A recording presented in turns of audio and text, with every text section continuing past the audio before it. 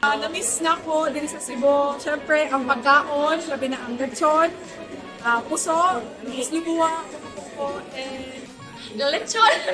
Ang lechon, ang Cebu, syempre, ang tao din kay lahi na yun. Familiar ka sa mga tao, familiar ka sa culture. So, mungkin siya ang pagitagit siguro na po.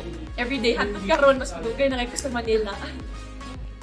Siguro sa ako yung gimingawan nga naanami sa Manila, siguro ang among daily routine nga namin diri sa Cebu, lalo na yung makuyog ng among pamilya, among family, lalo na yung pag magti-training or mag-bonding ni so sa Cebu, lalo ng mga pagkaon, di ba? So, lechon, mga friends, pungko-pungko, dus lubugwa. Sus, wala dito sa Manila, pero mo na mong usad sa na-miss ang time na mo nga ma-spend o ma-quality ang Cebu o kung sa dito mga food and family. What I miss sa Cebu kay, of course, given ang food, great po. Dahil siya ang utan dire, puko, but also mainly sinulog. Kaya ever since I was in Manila, I started my days in Manila. Wala na ako ka-step sa sinulog, sa parade, sa mga Lupina Mass.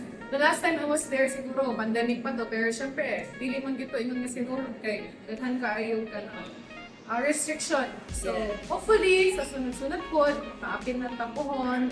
Akong na-miss nga diri sa Cebu, ang pagkaon yun, sabi na ang mga pungpungko, kuslubuwa, and personally, ganang orange frutos o diri sa break, hugit na akong na-miss ko diri. Yeah, what I miss the most here in Cebu kay ang puso jud pinaka. Kay wala jud sama ka nami sa puso kung magkaon ka sa kunsa nga Cebu.